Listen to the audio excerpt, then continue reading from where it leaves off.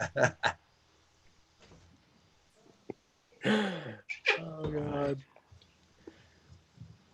I think we're live. I think we're live too.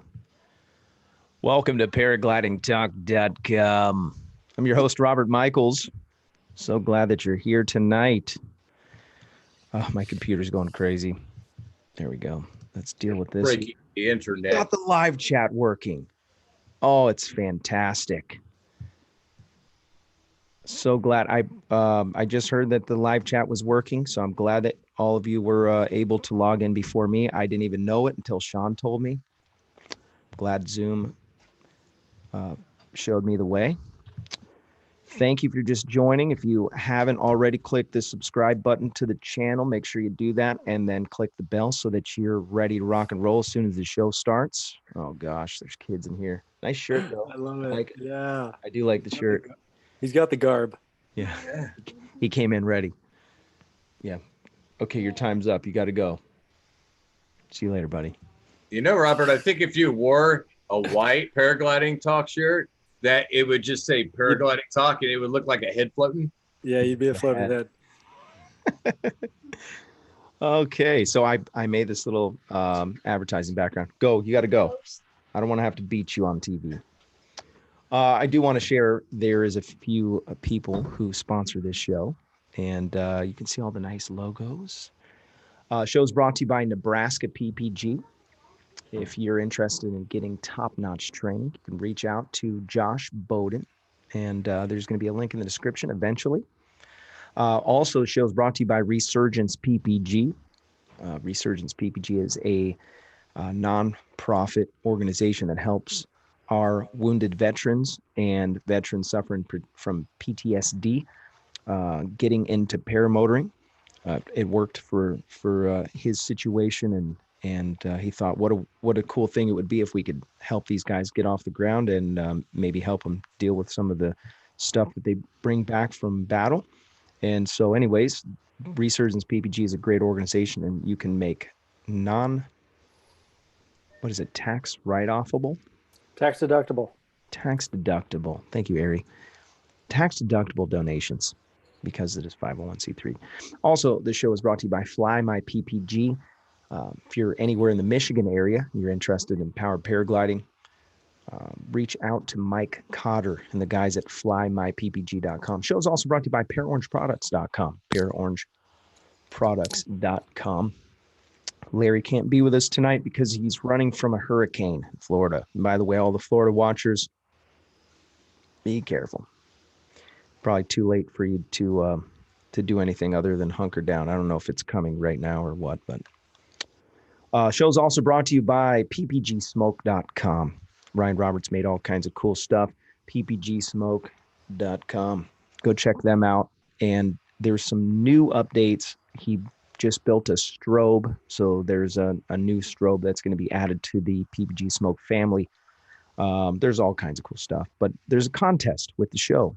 If you are watching the show now, you have a chance to still get into the contest. Go to paraglidingtalk.com/contest, and you could win a smoke machine, a float system for your paramotor. You can get a chase cam. You can get lamels for your paramotor. You can get a strobe. And I feel like I'm forgetting something. Steve Parker dropped in and he said, and bought to you by free money. Thanks, Steve Parker. Appreciate that contribution. Show's also brought to you by iFly Indiana. My finger disappeared there. There we go. iFly Indiana, powered paragliding. If you're interested in flying paramotors, no better place to get the proper training than iflyindiana.com. Kevin and his team will get your feet off the ground. Check out iflyindiana.com. What a wonderful thing we have in flying. And tonight, we have a very special guest. Ari in the Air is with us tonight. Yo, thanks for having me. Stoked to be here. I'm so glad that you're here. One of my favorites. I'm telling you, there's a few of them that you can watch, and then there's a few that you love to watch and you get excited when a video pops out. Thanks, buddy. Yeah, today I released a video about this film that we made years ago, Naked Skiing. Yes. I love it. I haven't tried it yet, but now I want to. Yeah, you'll get a raspberry on your ass if you crash. I haven't watched the video yet. I literally came home and took a nap because I'm old. So what are we talking about today? We have all kinds of good stuff to talk about tonight. Well, the first thing that I want to talk about is if you are not following Airy in the Air on YouTube, you need to do it right now. There's a link in the description, and you're going to thoroughly enjoy it. And I'm sure most of you are already savvy, but you're going to really enjoy that. And I also want to put this plug in because there's tons of YouTube people out there that are trying to build channels and do what we do. Not everyone are as nice as Aries, but if you see somebody that posts a video, they typically, and I know Airy puts hours and hours in. Now, I kind of haphazardly throw mine together because I'm putting out a lot. There's like twice a week. But these guys put hours in. Drop a like and say hello in the comments because it pushes it up in the ranking system at YouTube. Just saying. Yeah, I just want to throw that in there. I thought, it's such a cool thing. When I get a comment, I get so excited. I'm like a little kid. I'm like, oh, someone commented. I know, it's funny. I used to look at my email. Now I look at my YouTube. Yeah, I'm like, oh, you want to talk about paragliding? Yeah, I can talk about paragliding until I'm blue in the face. that's right. What is that noise back there? Kid came in here and turned on the fan.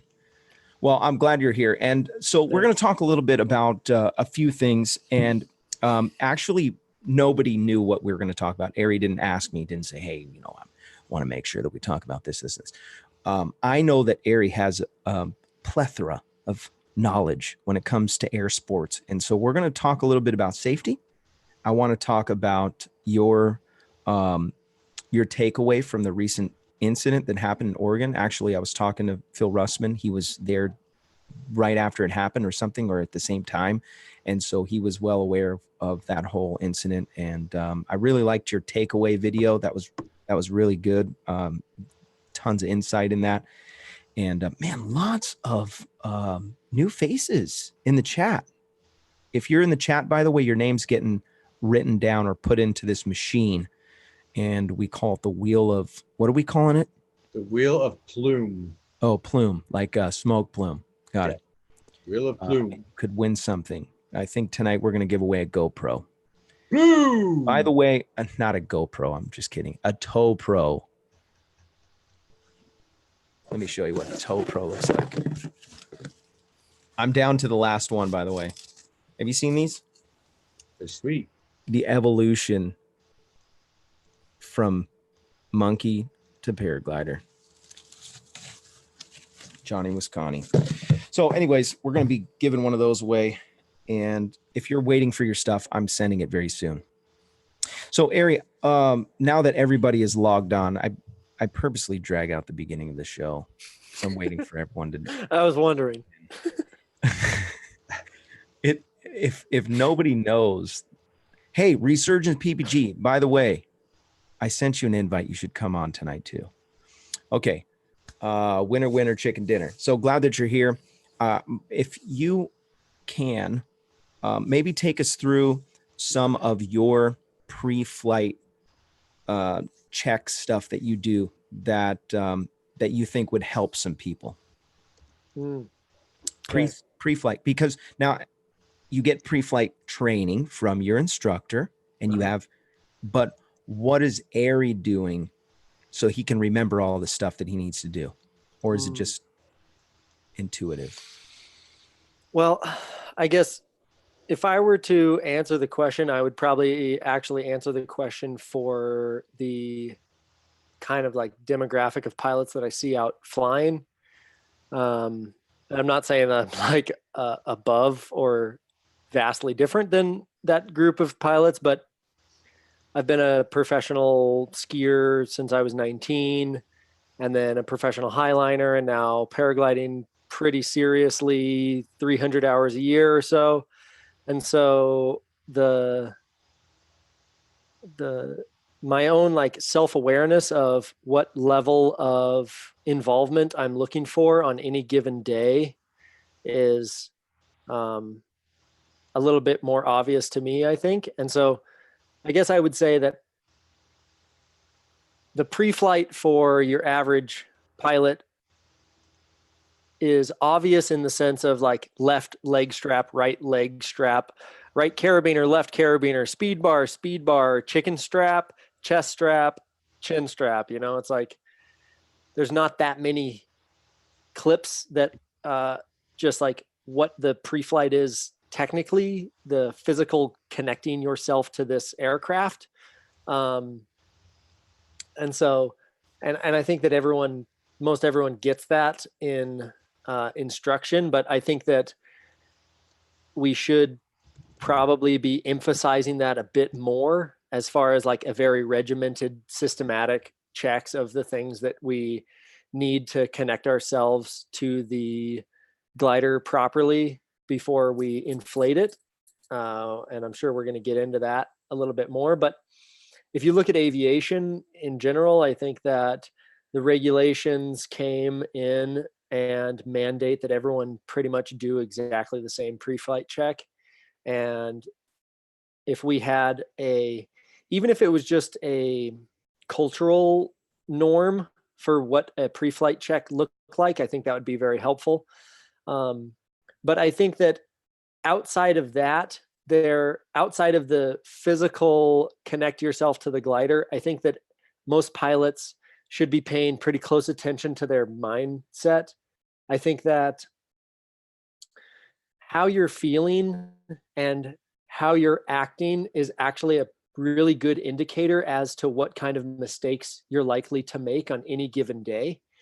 In the incident that we had in Oregon the other day, the pilot was quite manic on launch. He was like really, really excited.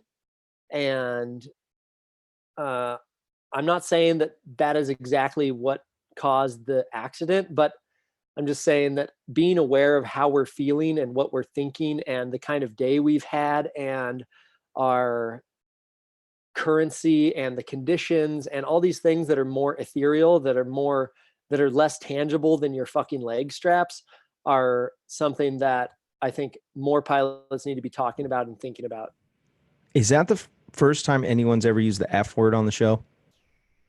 I don't know. I think you have a beeper. I think it just auto beeps. Zoom. I was going to comment, but I was like, what? In the jar. And then I'm like, oh, well, I'm on mute. So, the chat just went crazy. Yeah. Like, boom. Oh, no. No, yeah. They're all. Don't go falling out of your paraglider. I'll drop the F-bomb. It's $10 to the Patreon. No, but it's serious. It's like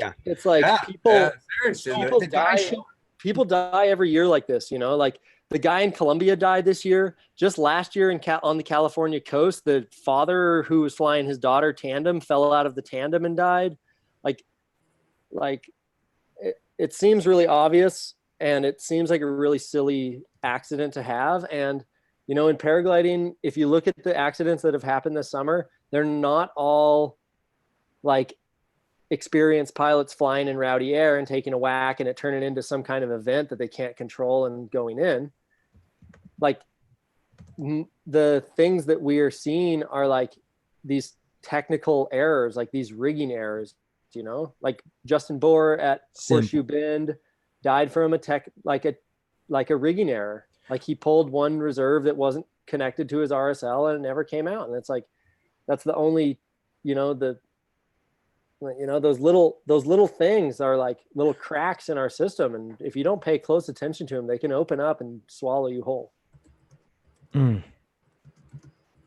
Yeah. So that, let's go back to that. When you said the reserve, it wasn't bridled. It wasn't tied in. Justin's accident,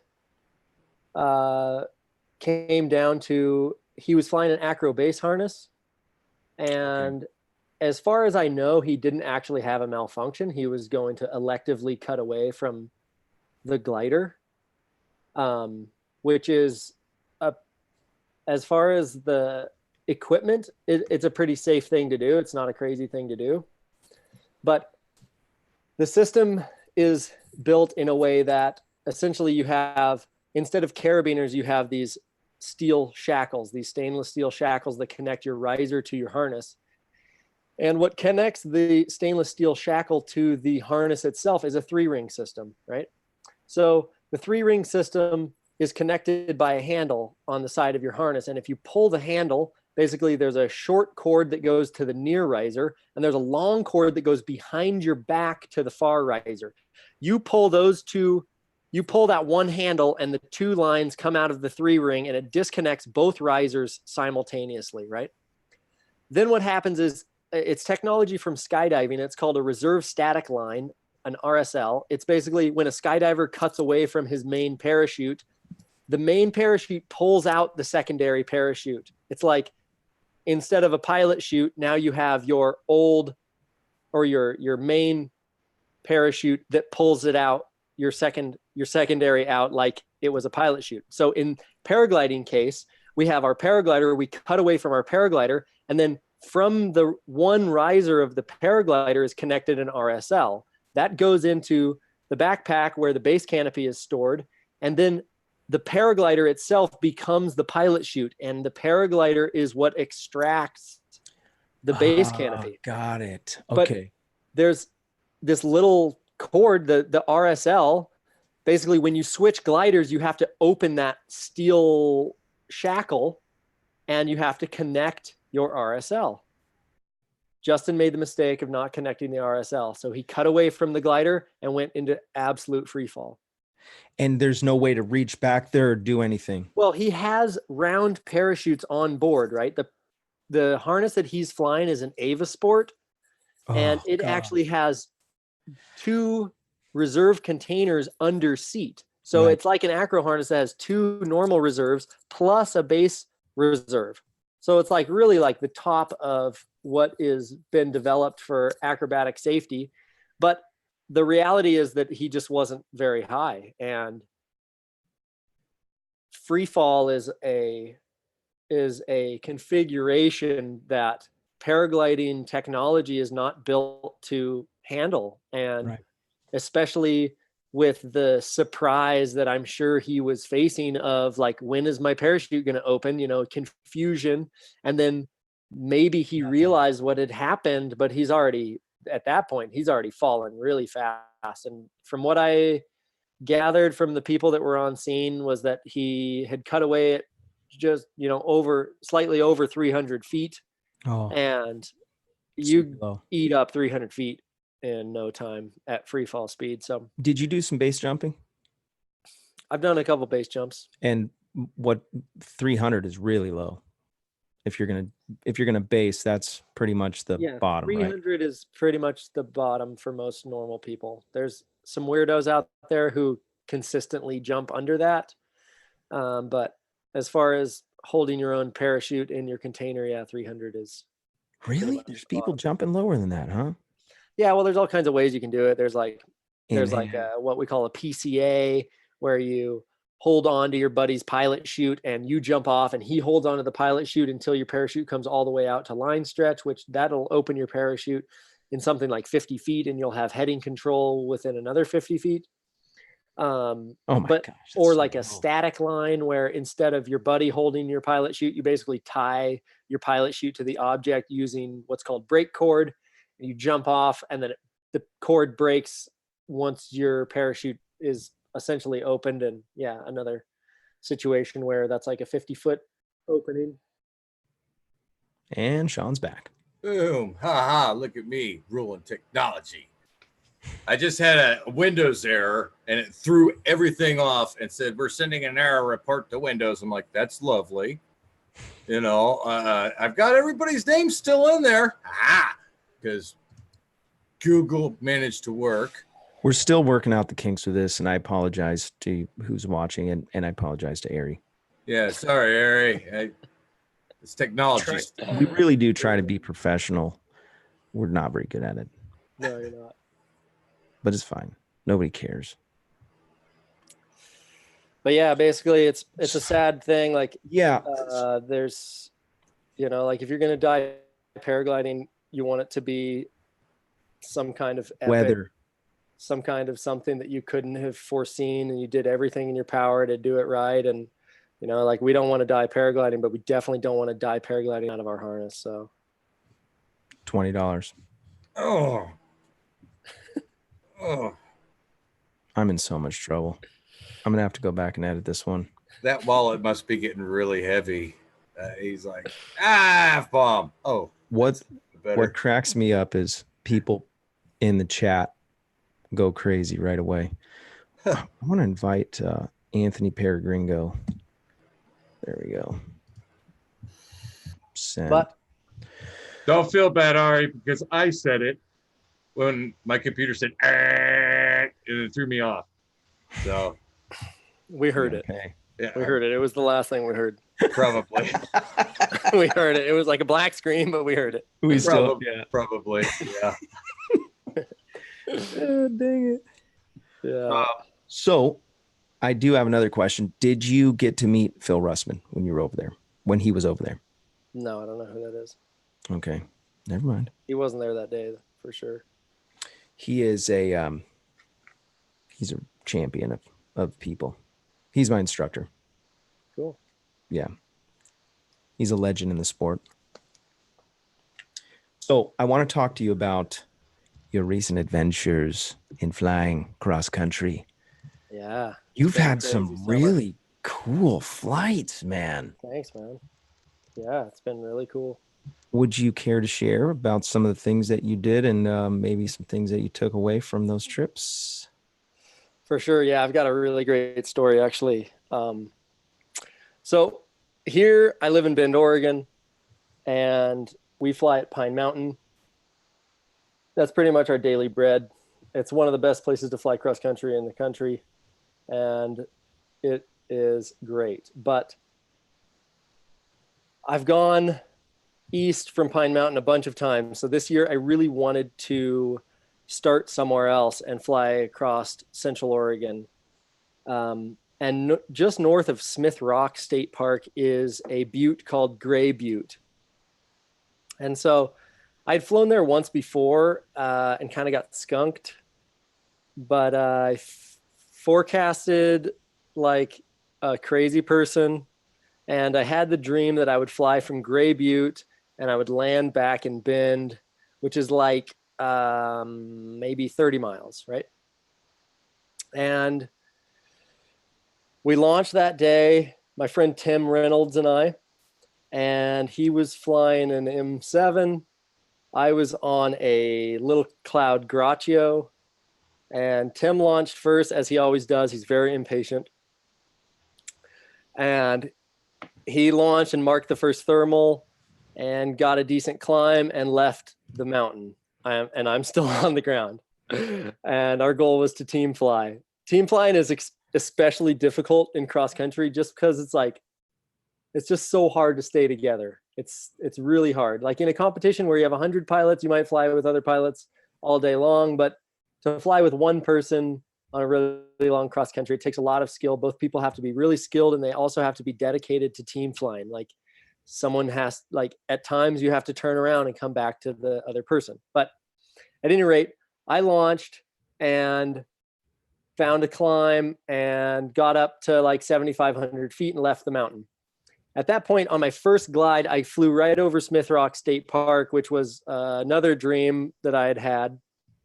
It's super beautiful. If you've never been to Smith Rock, the Crooked River does this crazy zigzagging double S turn, and it carved out the land from these big mountains. And so there's these massive vertical walls you can base jump off of, and it's a mecca for sport climbing. It was one of the places where sport climbing was invented. It's really beautiful. Oh, wow. So yeah, it's super awesome. So I flew over that, which was like on the bucket list. And right just south of Gray Butte is Redmond Airport airspace, and Central Oregon's been getting very popular, and the airport has become very busy. And the airport is completely controlled, and it's a 5-mile radius around the center, from the center of the airport. And 5 miles is really far, as most, I'm sure, paramotor pilots know. Like, you can't quite see how far it is, but like when you put it into your instrument, you're like, whoa, it's way over here. You can hardly see the airport, but the airspace is right at you. So we basically have to fly to the southwest around that. And over the Redmond airport, there's this beautiful cloud street just going all the way to Bend. And I couldn't take it. I had to turn and go southwest from there. And the air is really docile, and I'm just gliding and gliding. And I think, well, it's just going to be a 1.5 climb day, and I'm just going to land in Redmond. At this point, I'm like 1,500 feet over my uncle's ranch. And so I call my uncle. I say, hey, dude, like, what's up? Can you see me? He's like, oh my God, you're the green guy. I'm like, yeah, I'm the green guy. So I keep flying, and then I'm like, oh my God, that's my grandmother's house. And then I'm flying over my grandmother's house. And then right as I'm about to get to my grandma's house, I realize that, what is that? Oh my God, that's Tim. He's low and he's scratching this climb. And so there we are, reunited in this like little weak climb that actually turned into a decent climb. And so now we're together. And so we push on and we go to Klein Butte, which is an butte outside of Redmond, where my great grandparents owned a huge plot of land and grazed their cattle. But it also has this thing called a VOR. It's a FAA VOR, and it's basically a beacon for air traffic. So air traffic will just like line up and they'll fly over the VOR before going to the Redmond airport. And so we're at 10,000 feet. We're right over Klein Butte. And then like maybe 200 yards from me is like a twin engine Beechcraft, just like, oh no. And so, yeah, like I was close enough. Like I saw the pilot's face. I was like, holy shit. But I think he saw me too, but there's no way to be certain. But at any rate, we fly back to Bend, which the dream flight was to land in the old mill, right? And by the time we get to Bend, there's just fully cloud streets developed at 12,000 feet for as far as we can see. And I'm like, see you later, Bend. And we just keep going and keep going. And Tim and I are flying together, and we fly over what's called Lava Butte, which is this huge lava flow surrounded by forest on all sides. And the lava is like really rough. It's like 20-foot tall, just like boulders of lava. It's unlandable. You'd totally die if you tried to land on it. We're so high that we glide over what is a pretty marginal landing area. You pretty much either land next to Highway 97, which is like a bunch of semi trucks, and you die from their rotor anyways. So we glide over that, over Sun River, over Lapine. In the afternoon, the wind really picked up and we started totally hauling ass.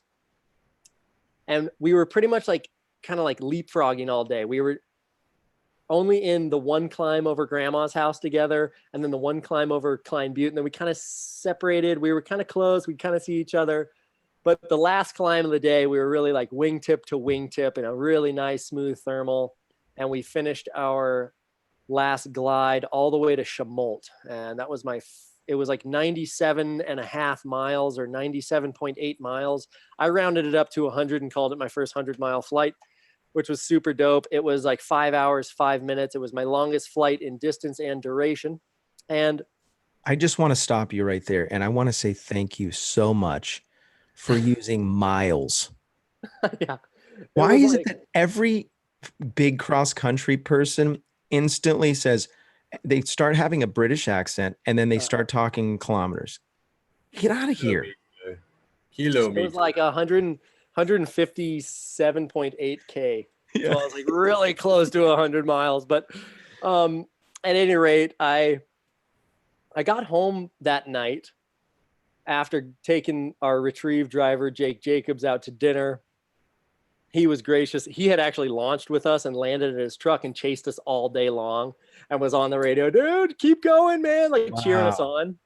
Tim, my friend that I did the flight with, he's more experienced than me in cross country, but he also has ground suck, which is like he'll like fly for 2 hours and be like, yeah, that was fun, but like there's cold beer in the truck, you might as well land. So all day, basically, my role is like Tim, like, come on, let's go, Tim. Like, we gotta like Doing good. keep him energized and keep him excited so that he won't land out for beer, right? And and he keeps pushing. Like, he's really good. Like, he's just calm and he'll just push and keep going, right? So we kind of had funny roles in it. But after I got home, I was talking to my father on the phone, and I told him where I'd flown, which blew his mind. And he said, "Oh, that's kind of funny that you flew there, Ari, because my great grandparents, they homesteaded just west of Smith Rock at the bottom of Gray Butte in 1939. And so basically, I could see the homestead ranch for the whole first 15 miles of the flight. And I flew pretty much right over it. I flew over my uncle's house and my grandma's house, right next to my dad's house, over Klein Butte. That's where my great grandfather had bought 1,500 acres in 1952 for 1,000 cows and $500 or something. And so I always grew up going out there, and we'd find him just like sleeping in his truck, but we'd never wake him up. We wouldn't be like, knock, knock, knock. Hi, Grandpa. We'd just be like, oh, there's Grandpa. He's asleep. Like, leave him alone. And I continued my flight over my house, like directly over my house. And I flew all the way to Chemolt. And my dad said, well, Larry, don't forget that, you know, your great grandparents, they had that big grazing land out in Chemolt. And he said, that's where the story with Nathan happened. I said, what's the story with Nathan? He said, yeah, don't you remember my second cousin, Nathan? So he tells me this whole story, right? And I'll summarize it for you now. In the fall, in September of 1989, at what my family would refer to as cow camp. So my great grandparents owned a huge plot of land and grazing rights somewhere in Chemolt. And every year in the summer, they would load up their cows and drive their whole herd of cows down to Chemolt. And they'd let them graze for the summer. And they'd call it cow camp, where all the family members would come and do their stint of like herding the cows and cooking and just basically camping, right? Cattle drive. Yeah, seriously, like literally my great grandparents. Yeah, those are cool, man. Yeah, they were horse and herdsmen, and my dad does one every once in a while. Yeah, it's a crazy thing. And like my great grandparents were the hardest people I've ever met in my life. And I have lots of stories about their wrinkly hands and their missing fingers from chopping firewood their whole lives and shit. But at any rate, they, in, like I said, September 1989, my father's second cousin, this little boy named Nathan, and his father and his brother had come out to volunteer their time on horseback out at cow camp. And one afternoon, my great grandfather, his name was Everett and Nathan were together, and they were alone on horseback. And they were a couple miles from camp, not that far. And Nathan, he didn't feel well, and he told my great grandfather that he wanted to go back to camp. Well, they were close to this like road that led basically straight back to camp. So my great grandfather didn't think that much of it. He said, yeah, this is the road, like just go back to camp. And also, a horse knows its way back to camp. Like a horse knows where it eats and where it sleeps and like where the water is. And so the horse will just, you could fall asleep on the horse and you'll end up at camp anyways. But that was the last that Nathan was ever seen. And what followed that ended up being the largest manhunt in Oregon state history. Hundreds of people came out from all over Oregon and from all over the Western United States with their horses, with their camping supplies, firefighters, policemen, all these people, all these ranchers, everyone came out to Chemolt. There were so many supplies donated that the National Guard came and set up these huge tents like they do when there's a huge forest fire for the firefighters. And there was these huge kitchens set up, and people were cooking 24 hours a day to feed all the volunteers. And there was all this food being donated and all this time, all these horses, all this stuff, right? And all these people are out there in the woods taking turns looking for little Nathan, right? And my father said that it was the thing in his life, his entire life, that showed him the most humanity. It was the greatest thing he had ever been a part of. And it was the thing that reinstilled his faith in humans and in humanity, right? And it was just like, I was listening to this and I was like, just absolutely blown away that my heritage, my roots in Central Oregon, from my great grandparents homesteading at Gray Butte to having cow camp in Chemolt, and I flew the exact route over all their properties. And then for my dad to tell me this story that reinstilled his faith in humanity and changed his life. Wow.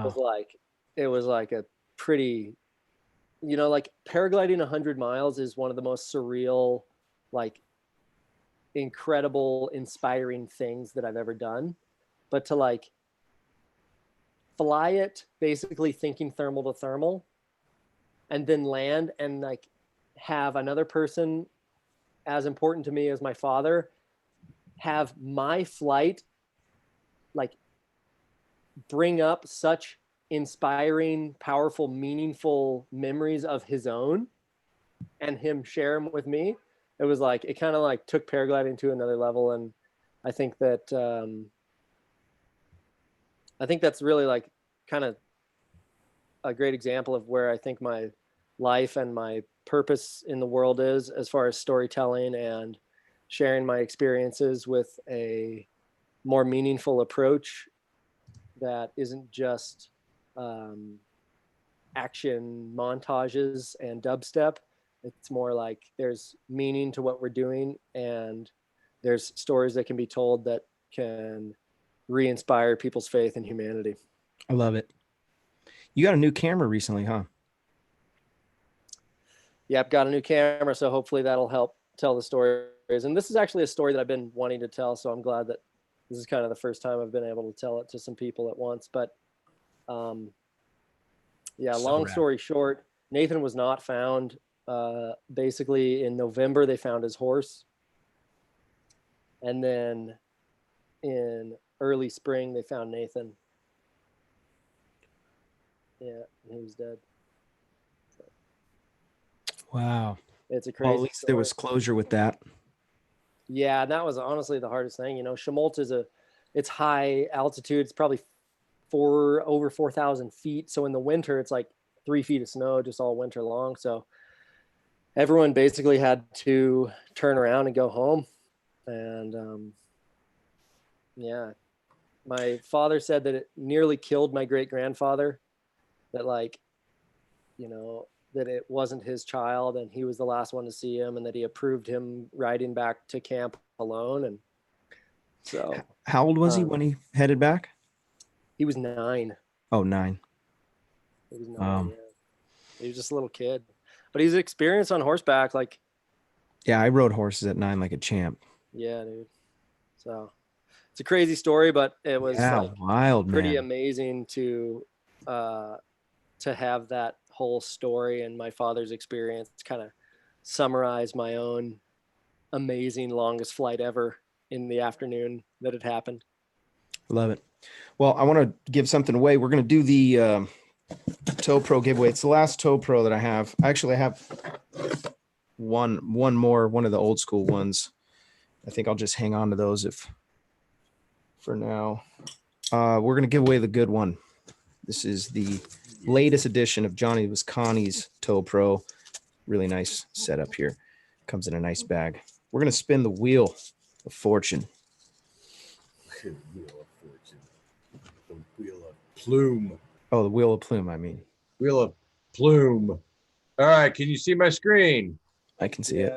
Okay, we got everybody in here. And we're rolling. We up in here. Who's it going to be? Wait, is my name really in there? Oh, Mike S. Mike S., congratulations. You are the winner, chicken dinner. Pretty sure I already have your information. Mike S. Congratulations. I feel like Mike S has already won Yeah, I something. think he has. I think he won a shirt. I've given away a lot of Toe Pro. So, okay. Toe Pro it is. Mess around with this backdrop real quick. Quick shout out to the sponsors: Nebraska PPG, Resurgence PPG, Mike Cotter and Fly My PPG, Para Orange Products, ppgsmoke.com, Tri-State Skywalkers, iFly Indiana Powered Paragliding. And if you're interested in advertising, reach out to me in the advertising section of the website. There's a little deal that says sponsors, and it's relatively cheap, and get your name out there. By the way, I'm planning on sending a banner. There's a fly-in that's happening in Utah called the Red Rocks Fly-In. Red Rocks Fly-In. And that is coming up very soon. And I want to send a banner over there ahead with all these people, just like this. So it'll look something like this. And so if you're interested, I haven't sent off the template yet, but if you want to get your name on there, you can. It's not too late. I'm going to have to make it soon though. So if you want to get on the sponsorship bandwagon, reach out to me, hit me up in a message, and we'll get that thing going for you. Yes. I'm pretty excited about this flying season. I've learned so much stuff, and one of the big takeaways this year has been safety and just being so focused on let's make this a really let's make it a good year. Now I've been kind of shocked at how many accidents we've had, and so I more than ever feel the validity of the need to have this show. And so I just want to say thanks to all the Patreon supporters and all the guys that are supporting on PayPal, and you keep the show going. There's some days where I'm like, I just want to go flying, but we need this. We need these topics. We need these conversations, and sometimes it's just to, regroup and huddle and figure out what the heck's going on with somebody. Recently, Ari, you were a first responder, and that whole thing it needs to be near and dear to every one of our hearts, because a lot of times we are the only hope that this person who has crashed has. So if you're a pilot, paramotor or free flight paraglider or speed pilot or whatever, you're flying under canopy, you've not only signed up to fly and have a great time, but you've also signed up to be a first responder, whether you like it or not. Take us through a little bit of what happened recently, if you don't mind, and you don't have to go into great detail. And by the way, he made a great video, and you can go check that out and make sure you comment on that. But what did you take away from that whole experience? So I think it's probably valuable just to go over the whole thing. What do you think? Absolutely. Okay, so like I said, I'm living in Bend, and we fly at Pine Mountain. It's a notoriously awesome site to fly glass off. And the evening that we're talking about was particularly strong, real windy. I was flying my Acro glider, and I kited up from the parking lot as we usually do. And I was flying around, and I saw a truck drive up that I'd never seen. And I, soon enough saw a glider layout on mid-launch that I'd never seen. And so I started kind of hawking him. Like I was kind of just set up over the top of the ridge, and I was basically just sitting there watching this person. And there's a discrepancy from what I thought I saw and what I actually saw, because what I thought I saw was what seemed to be a pretty experienced pilot tease out one of his wingtips, inflate with a perfect Cobra launch, and have a pretty smooth launch. But what in fact transpired was different than that. So basically that's what I thought I saw. I watched him launch, and then he made an immediate left turn, which I thought was strange. But then I looked away, and probably 5 seconds later, 10 seconds later, I looked back and I saw the glider in the weeds.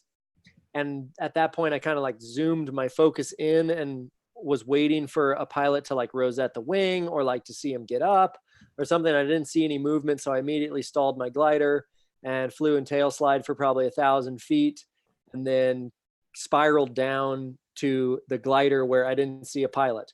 At that point, there was someone coming up from the parking lot who was walking like out into the weeds, and I didn't understand. But then obviously I saw that there the pilot was kind of in a heap.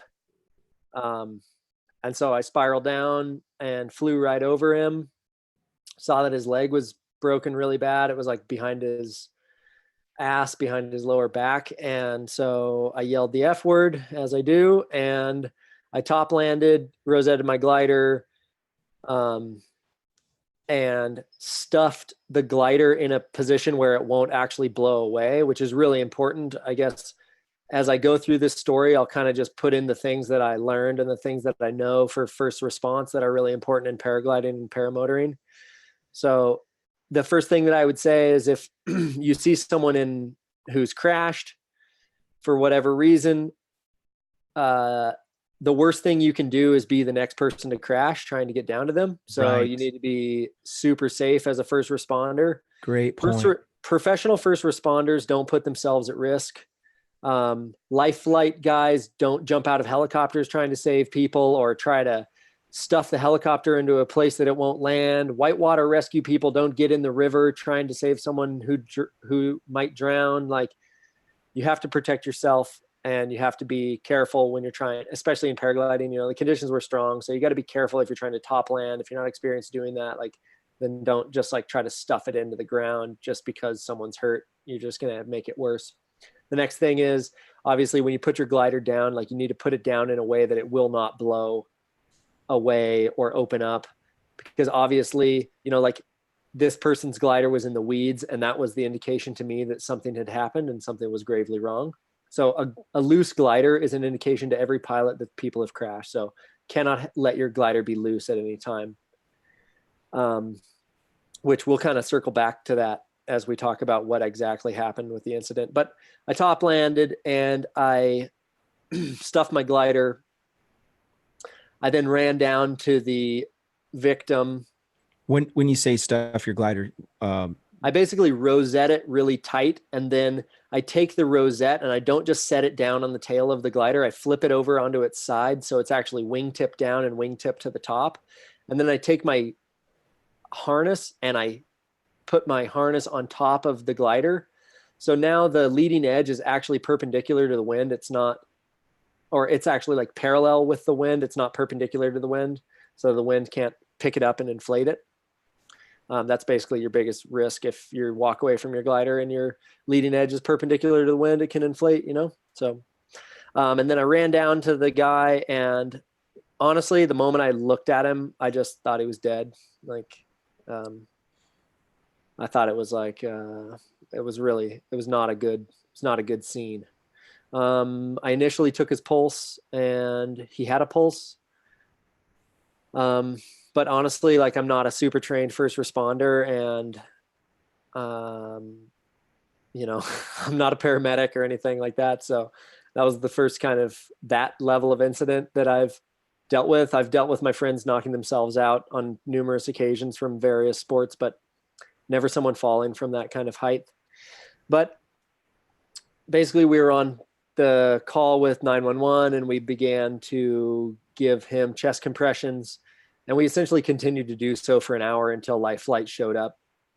and then after that, I continued to do chest compressions while I worked side by side with the flight nurses who went to work on the guy and did everything they could to bring him back. But it wasn't possible. So to talk about what went wrong on his side of things, what ended up happening was, I think that, you know, like, there was no one that was so close to him that we could see his fingers.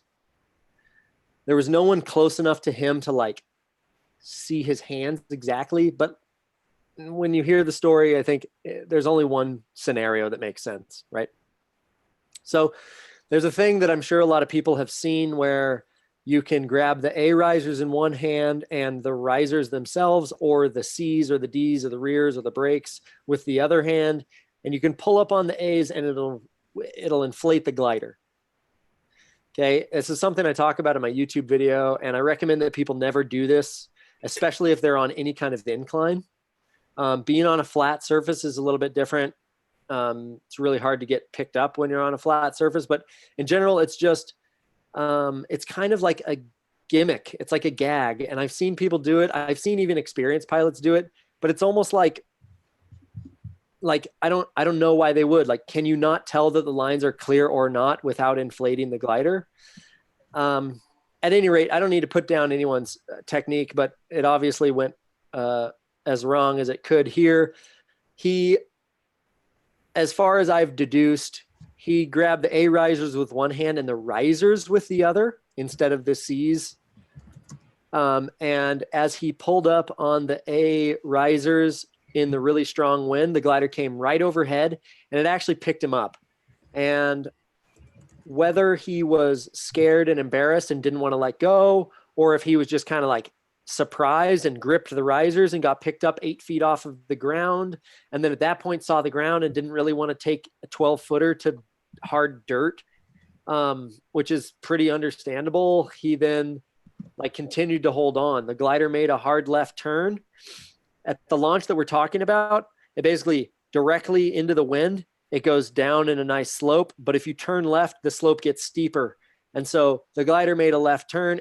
He probably only flew for 5 to 8 seconds like this before he lost his grip and went into free fall for what was between 50 and 100 feet, I would say. Oh. And yeah, when I got to him, it was obvious that he had taken a fatal fall. So I think that. So he got plucked. Like, no, I don't think I wouldn't describe it as being plucked, right? I wouldn't describe it as being plucked. I think that it pulled up, like when I say plucked, I mean like the glider comes over your head and it lifts you up vertically. But what I saw was, I think that the glider actually settled overhead really nicely. And I think it pulled up on most of his weight, maybe like so that he was tiptoeing on the ground. And because from what I saw, it looked like a really smooth launch. It didn't look like he had been plucked. And the glider came up Cobra. Remember, the glider came up one wingtip at a time and then lifted and then settled overhead, which was really strange. And I would say that that's why he didn't actually get plucked. And maybe it would have been better if he would have been plucked, because it might have just ripped the risers right out of his hands, right? But at any rate, the hill is relatively steep there, and in strong wind, it pulls up on you enough to take the weight off of your feet, so you don't have a lot of control. And then he's flying, and he's flying connected by his hands, which is the absolute worst configuration we can ever imagine. So when I got to him, I asked Jason what he saw. He said he just cut away from his glider, both risers at the same time. So I inspected his harness.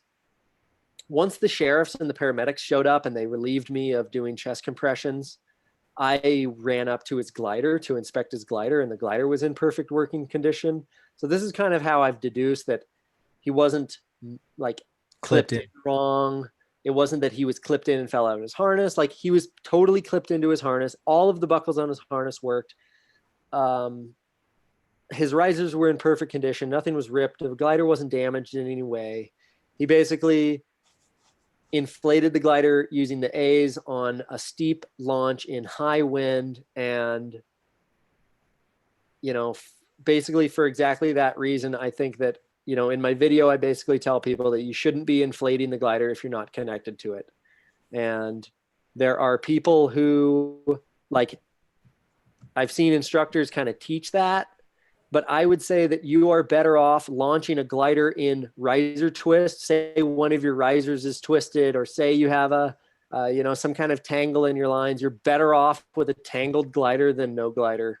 So, it kind of goes back to our pre-flight check. Like, how well can you actually visually inspect your glider before you launch it? Are you capable of telling if your glider's lines are tangled?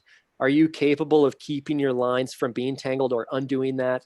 And especially, can you do that in a high wind situation? I've made another video, it's on my YouTube channel, about how to fly in high wind.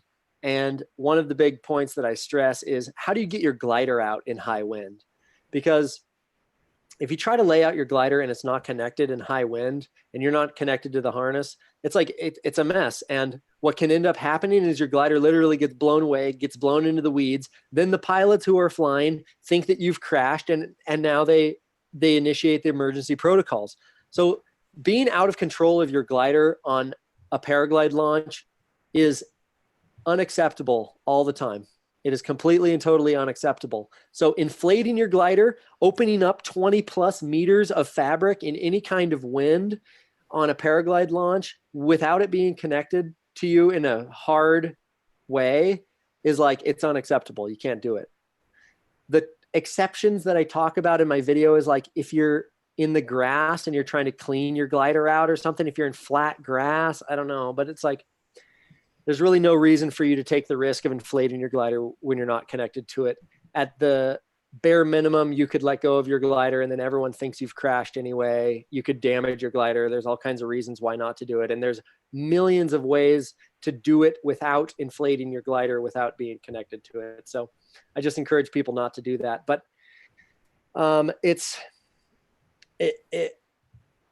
from my own experience, the things that I took away from it were, like I learned a lot about being a first responder.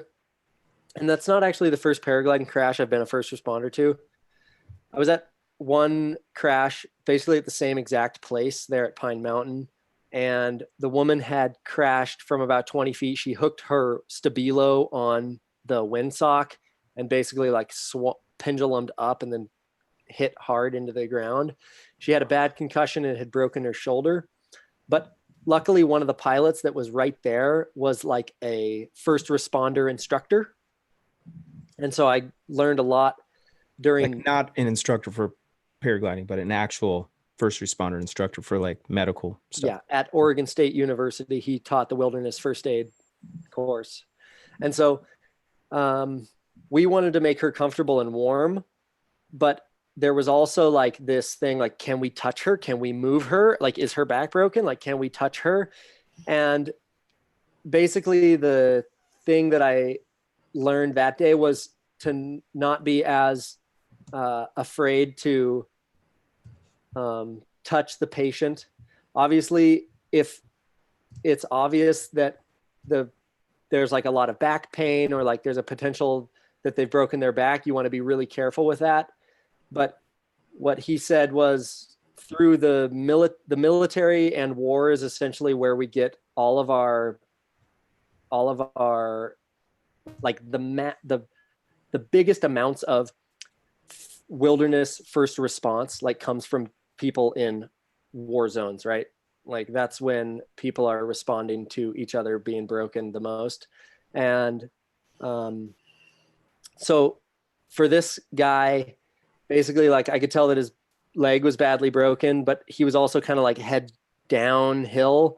And so we took the liberty to like pretty liberally move him as we had to. And he was 200 pounds or more. And so like moving him around wasn't really easy, but we had to kind of like pull on him pretty good to get him into a position where we could initiate chest compressions. So I also learned that chest compressions is basically the best thing that you can do for a patient who is not breathing or doesn't have a pulse, and you want to initiate that as soon as possible, and you want to continue that until the professional first responders show up. That's basically, they're kind of replacing rescue breaths with chest compressions, because they're saying that chest compressions can kind of do the same action as rescue breathing. By creating compression in the chest cavity, it can kind of make your lungs take small breaths in and out anyways. But another thing that I've taken away is that dealing with death is difficult, and it's like a pretty visceral thing.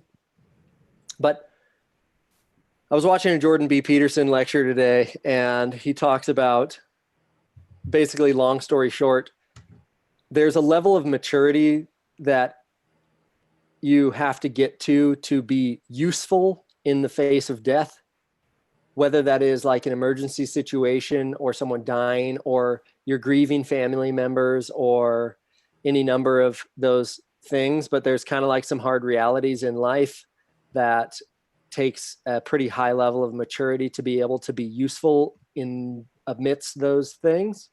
And I found myself in a state of kind of like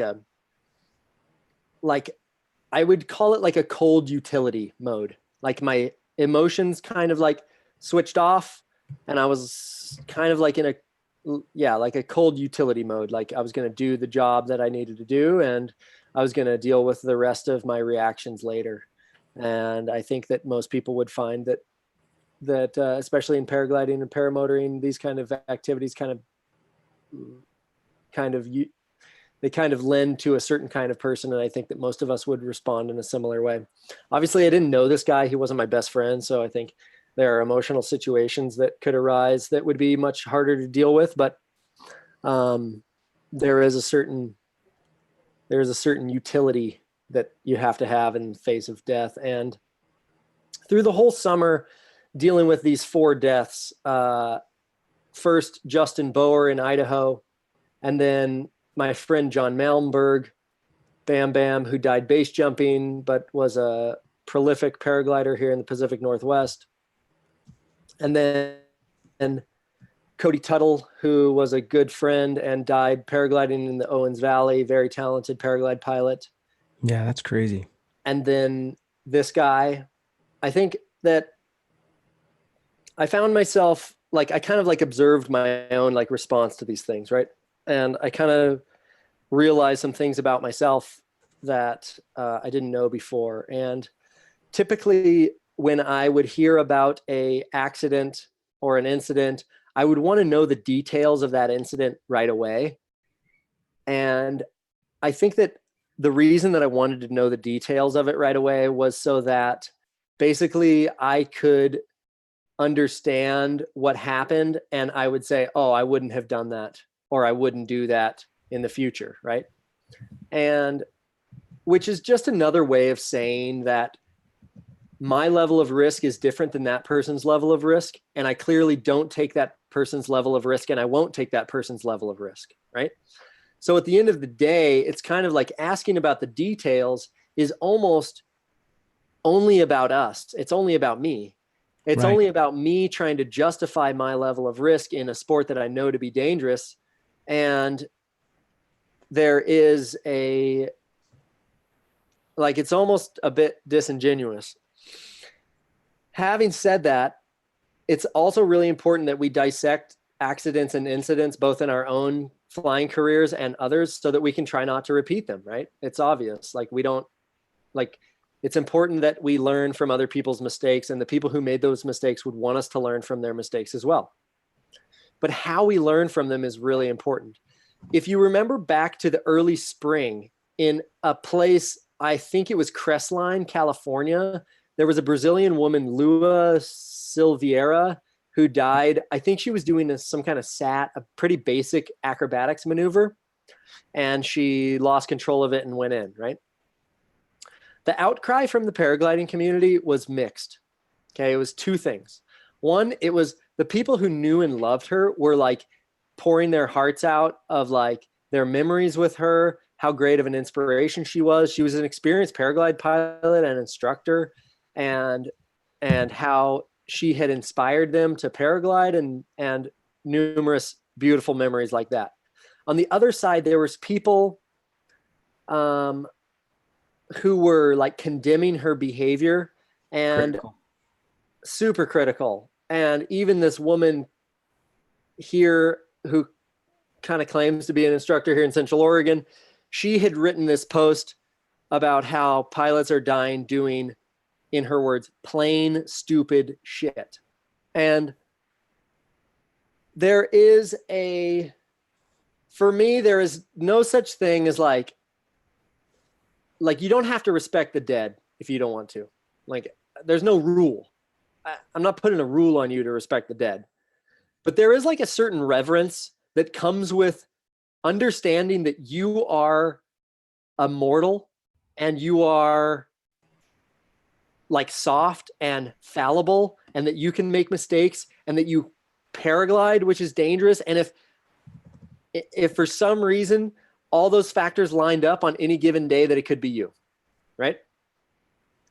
And with that kind of perspective in a sport like this, it automatically breeds a reverence for a pilot who dies, right? Even if they do something really stupid, like inflate their glider on a windy launch on a steep hill, holding on to it only their hands, it's like, yeah, like I see how that's wrong and I don't want to do that. And I'll definitely make sure, and I'll tell as many people as I can to not do that. But at the end of the day, like, it's tragic. It's tragic, and it's tragic for him, but it's also tragic for me, because I'm like, I'm now that much more certain that the thing that I love and the thing that I'm so passionate about and the thing that I spend 300 hours a year doing is like, it can be fatal. And it's like, the consequences are super real.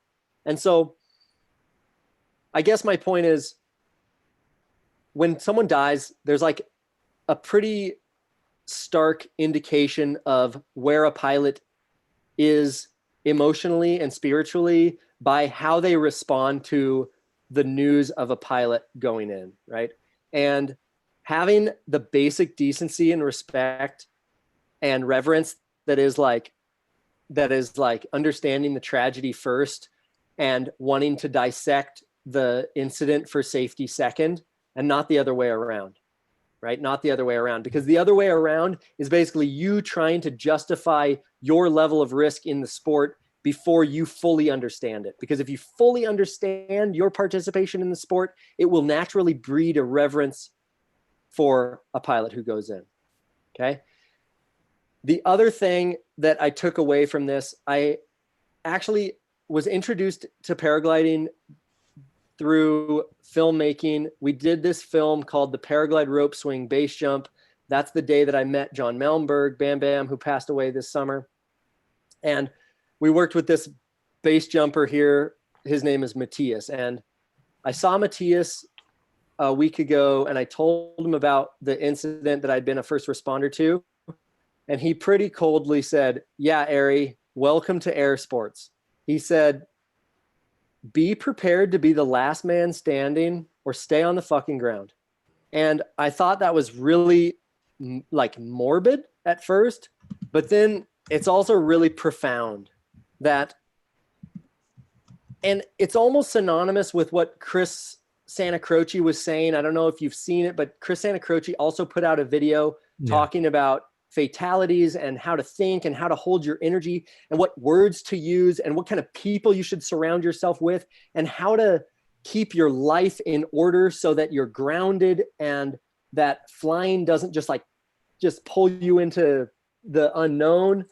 And it's kind of like what Santee was saying. Be prepared to be the last man standing or stay on the ground. That's not saying that you ignore all of the risks and be the hot shot. No, it's that every day when you launch your paraglider, you're playing the long game. You're playing the long game. You're being conservative. You're being careful. You're being thorough. You're being as wise as you can, right? And that you go into it with a necessary mindset that is not, today I'm going to try to not die. It's not, today I'm going to try to avoid all the risks and, oh, there's the thing.